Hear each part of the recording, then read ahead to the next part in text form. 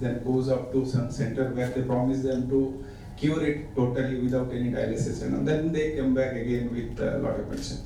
But again, I would like to say that India, vast country, as well as traditional medicine, whatever we call traditional medicine, wisdom, it has developed over a period of thousands of years. But thing is, if you compare whatever modern medicine, I don't like to call it as modern medicine, traditional medicine. I always like to call all of them as a medicine only. Whatever Beautiful point, sir. Because only problem is the modern medicine, what we have, this is developed, the standard and everything. Even you take any guideline, the guidelines are also, now only India is making their own guidelines. So 20-30 years back, if you go, the guidelines are also been copied from the USA and UK. So similarly, the Ayurvedic or homeopathic, whatever system we are talking, their guidelines, their research, their testing ground. Whatever treatment we are doing, immediately as sir was rightly pointing out that we have been comparing the same treatment, what is happening in USA, what is happening in UK. But if you take it Ayurveda, nothing there. This system has to be developed in this. So my only point, wherever I feel I can give my input, I say that whatever way you are testing modern medicine, same testing ground should be there for every field. So they have to prove it. Whenever I am listening to this FM radio and all, I am hearing advertisement which says that we can cure anything. Cancer, infertility, you bring anything, I clear. But if somebody asks me that can they cure it, I can't say they cannot cure it because I don't know. If you ask me what I can cure, I'll tell you that this is what I can cure, this is what I cannot cure. But now, as a nation, as a healthcare, because as already pointed out that the patient is the key factor here. And I also like to say that ethics and patient safety should be together. Like when we are talking about ethics, medical ethics. So maybe why we are, so many discussion happens, the modern medicine is penalized. Because in India, whatever you say, now only last 10 years we are trying to bring up Ayurvedic and other traditional medicine in a mainstream media.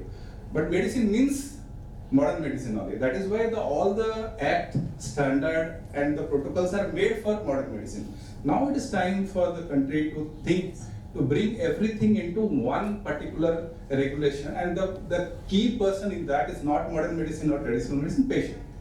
If something is doing good for the patient, the other systems should not harm it. Like there are so many rivalry between the system, in between the system. Already madam has told that medicine versus surgery, endocrinology versus endocrine surgery, so many things are there. So if there is a holistic system which looks into that what the patient wants and what people should do and what people should not do. The standards should be same for all the system. That should be indifferent. And already, madam has already pointed out that India has taken a very big step towards the Aadhaar ID. Now suppose we have a unique ID like Aadhaar ID for every patient, and whatever treatment, let it be Ayurvedic, let it be allopathic, let it be whatever medicine, a medicine dispersion should not happen or an investigation should not happen without that ID. Now, whoever is having a legal authority to access that ID will get all the investigation, all the intervention which has happened.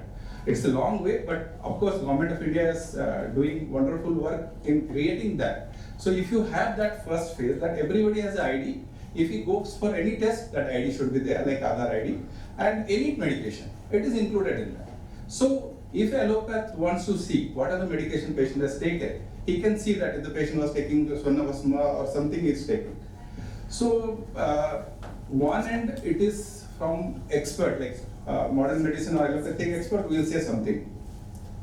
But the standard has to develop and the regulation has to be uniform for everybody.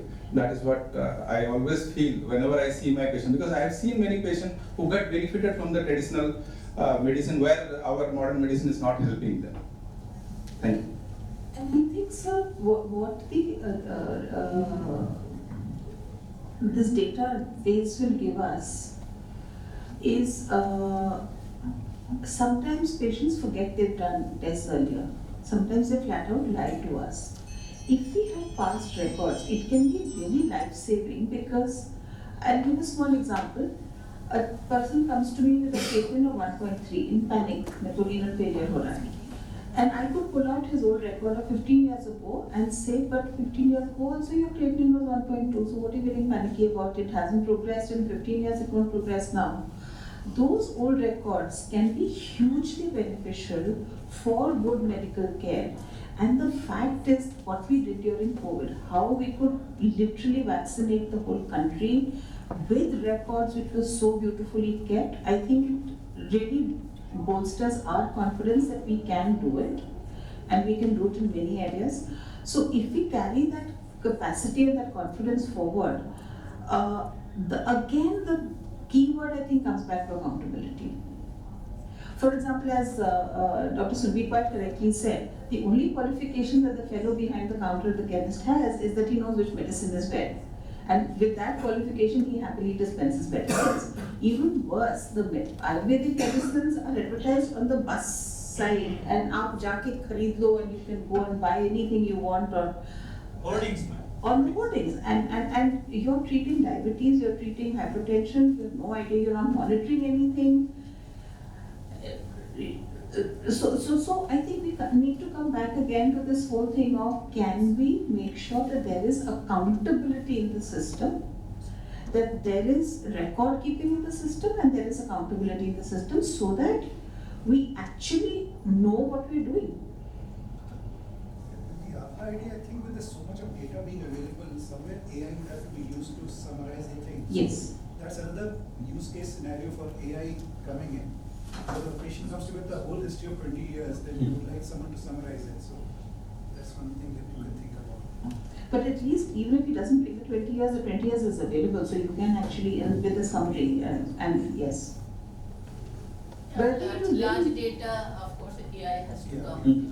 Which was very encouraging that we had these lovely computerized records for our vaccination, whereas every other country was carrying slips of paper and losing those papers and then.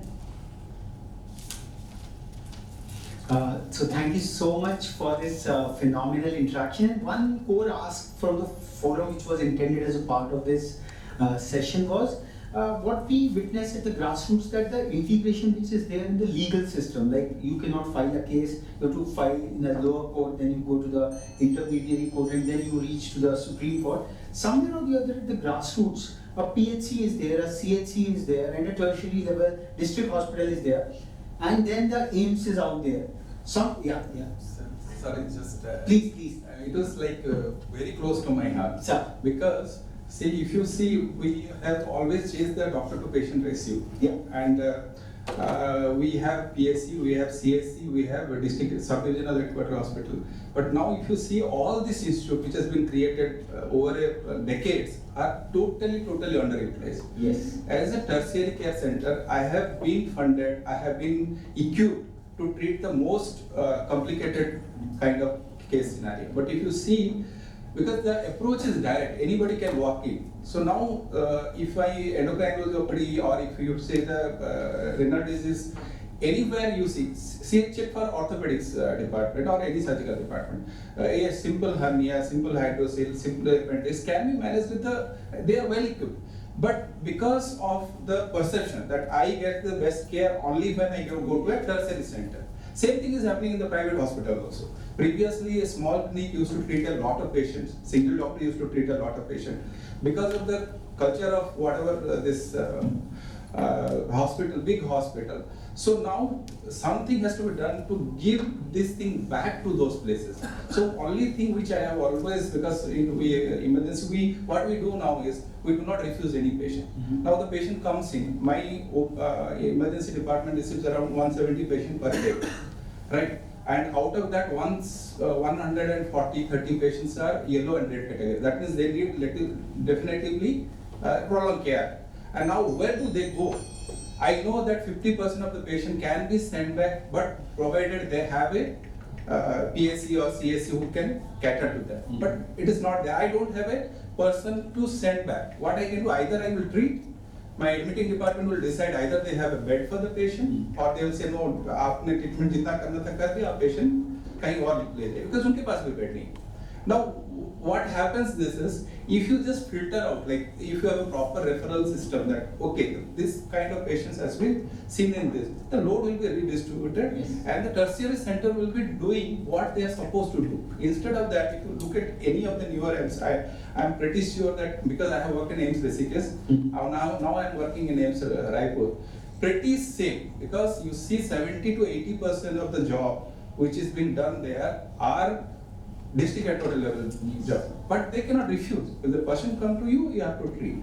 That is what again we have to think. It has to go back. If they either there was like referral from below, or there should be a down referral from the higher center saying that this patient kindly be treated in such and such, and that should be a hub and spoke model. These are the spokes attached to the tertiary center. Now I say that this patient should go to this, and again we have to have a record system where the bed, specialty, doctors, availability, everything has to look in. So I am very like particular about this. So many times I am seeing this. Lovely, sir, lovely. We'd also like to invite Sir Dr. Arun Kumar Goyal, sir, he's a senior surgical oncologist. He has his, please sir, to come on the dais and join the panel discussion. Sir is a surgical oncologist from AIIMS, and he is inaugurated his own hospital, Andromeda Hospital at Kundli. This is this is in Haryana, and it's a state-of-the-art facility created to provide access to patients all across for oncology and cancer care. So क्योंकि योग का दिवस है तो yoga means communion the integration, तो योग के जो बहुविध आयाम हैं उसको खोजने का प्रयास है. I would request Dr. Arun Kumar Goyal to give his remarks on the session's larger theme had been building an India-centric integrated healthcare ecosystem, balancing the agency of an independent doctor on record with the enterprise of healthcare for the continuity and convergence of care. So sir is a senior oncologist, so from that vantage, because this cancer, this can go across human organ system, so sir's view on this very important theme. Sir. Firstly, I will just make a comment on what was being discussed here about a systematic referral system. And so one thing is that when we take the sort of legal remedy system, we have the backlog which is huge, and we are not really going to accept such a backlog in healthcare. So that strict referral can only work if we can handle all the load which is coming. Secondly, when it comes to say a tertiary care system like AIIMS, so when I trained from there, one thing which I feel is probably the assurance of quality care. So we don't have a proper system to ensure that every, say, primary, secondary, all these setups which are there in government control and in private control also, the focus on quality was not there. So a lot of patients, because I've seen in AIIMS, people used to come from Bihar for a hydrocele, they would take an appointment, come back after 9 or 10 months and get the surgery done. So for whatever reason, they did not have faith in whatever local facilities, and if there is a lack of faith or trust, there has to be a reason for it. And I personally believe that we have to ensure that adequate quality services are available from the grassroots. So whatever reason, one may be that in India we did not focus on development, whether it was in form of communication, whether it was in the form of road connectivity, so that a lot of doctors were not really happy working in the periphery. And there's a change which is happening now. The road networks are there, communication is dramatically changed. But if we make a systematic focus on improving the quality of healthcare in the peripheral setups, then I think automatically nobody is really keen to come for a very small treatment to a very large tertiary care setup where the doctors there generally do not feel so happy treating such a small thing. But so I think that would be an element where a more organized effort is required. Other than that, the issue of say health enterprise versus individual doctor, I think that is something which is going very drastic changes which I have seen in last 25-30 years. So one of the major reasons is that now healthcare has become very capital intensive. So previously doctors were controlling healthcare in the form that a doctor would have a clinic where they are able to sort of, a single doctor could provide consultation for all variety of things. Now the trend is that we have 40 or 45 different specialists, and this has totally sidelined the concept of a family medicine or family physician. We see a very little resurgence there, but I think it has to become a movement where a focus on sort of more comprehensive family care is there, where the family doctor relation has to become reinforced, and then the doctors who are providing care. So what was happening was that we sort of relied on GPs, and then there were GPs were coming from multiple backgrounds, so a lot of RMPs and sort of unregistered or untrained people were offering care, which is not something which is required. So a more as the healthcare is changing, more information, more knowledge is becoming available. So the person who functions as a family physician has to be aware of all these things, the latest changes, and be able to sort of keep himself updated also.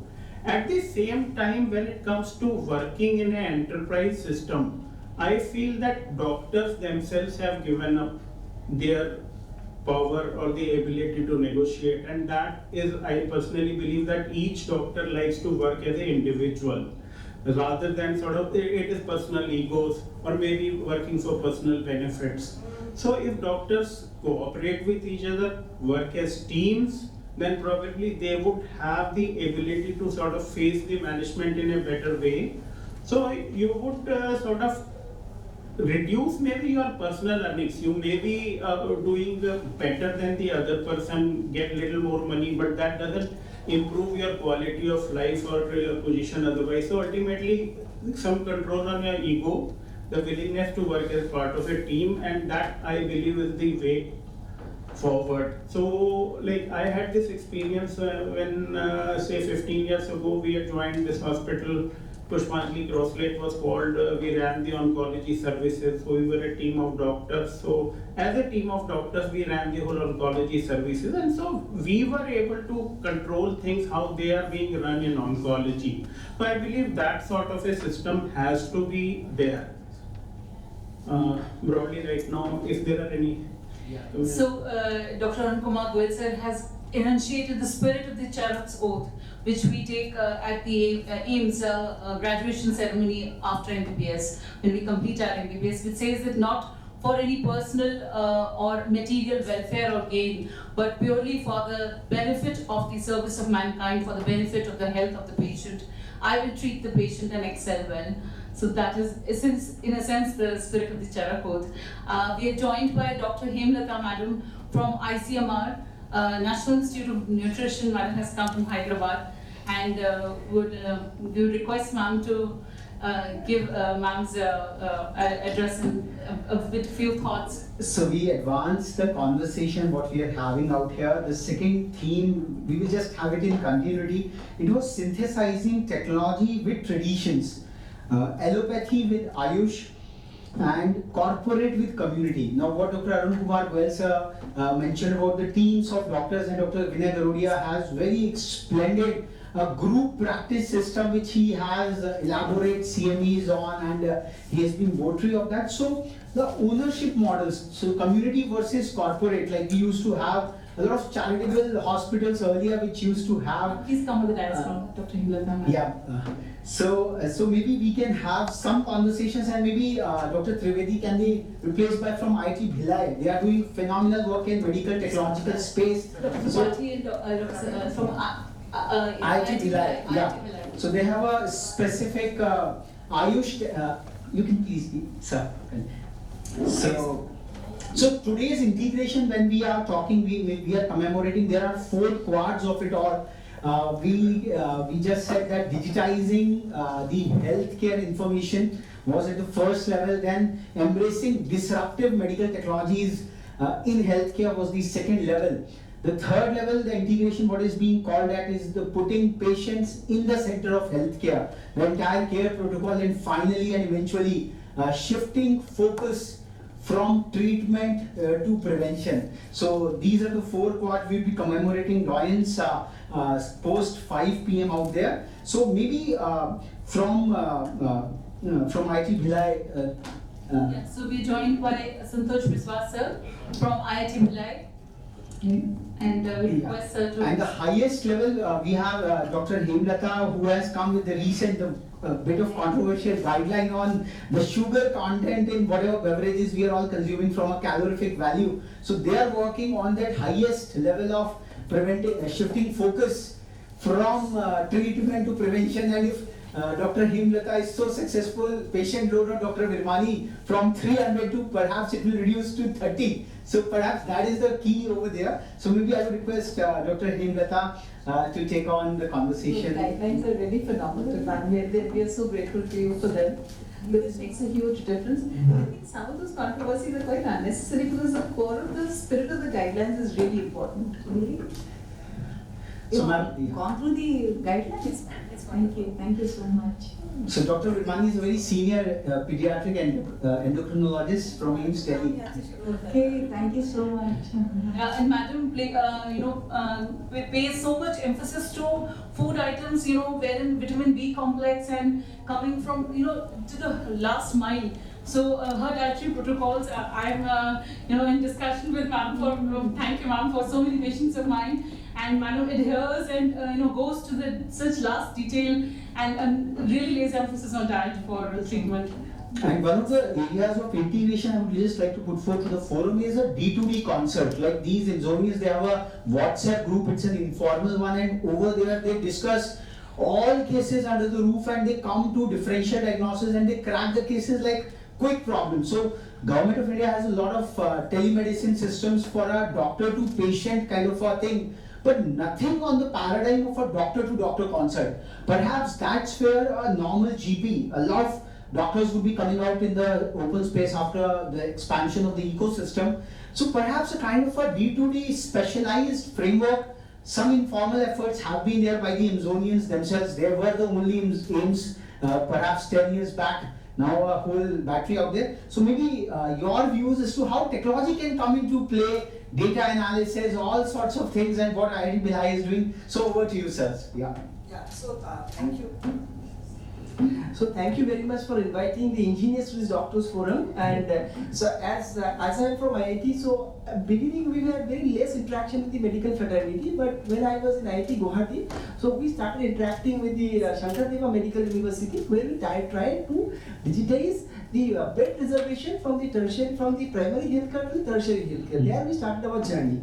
And then slowly several projects we have done, and then we started working on something called digital twin. So digital twin is something like you collect the patient medical data and make a AI-based model for the patient. And when the patient actually puts some of his the medical conditions, it will suggest some kind of this medicine to be taken, or basically prefer that you should go to a doctor immediately. Or but again, the articles for famous people are here. So what happened is many people say that if you give suggestion that immediately you have to go to a doctor, maybe the patient may get panic and he may start driving very fast. If some casualty happens, who will take care of all this?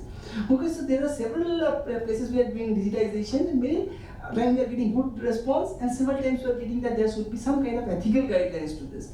On the contrary, so everywhere now digitization has to come. Like AI is going to play a very big role, because everywhere you cannot put doctors. So but doctors will always be in the loop. So it will just be a suggestive to the doctor as well as mostly to the doctor, and a very broad level suggestions to the patient. Like if the SEMAR or the CT images, some AI-based analysis is always being there, because many people are there from this X-ray development. So they will give a much better diagnosis based on AI at a lower cost. The medical devices should come at a lower cost if you are using an AI-based analytics, because you are using less amount of hardware, you are using less amount of pure medical equipment, and all other things are done by software. So we request that the medical devices community should also lower down the prices, because if they are using AI, so patients like India can serve well. So using of AI will help to lower down the prices. And again, they are to be directly given to the doctors for usage because we are not directly suggesting the patients. Patient suggestion can be very broad level, that it is suggested you please go to this doctor, you are not taking medicines for such amount of time. So we are limiting to that one. And as you correctly said that there should be forum on doctor to doctor. So what ER platform we are developing there is more of a less doctor to doctor collaboration.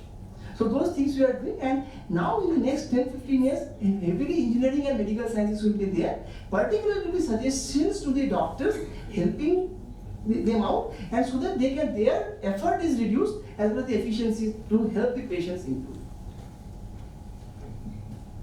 Just one point I want to add. Yeah, about please. this. In this project, what we are trying to do is we don't call it as a digital health, we call it as a hybrid digital health. So the doctor stays as the core of working. So right now we are working on the acute coronary syndrome. So as we already discussed that lot of patients whom we receive, they are beyond the window period. So we want to catch them. But when they go to their primary hospital, they just see the ECG and some abnormalities there. Now we go to the higher center. The patient reaches us after going to 2 or 3 hospitals.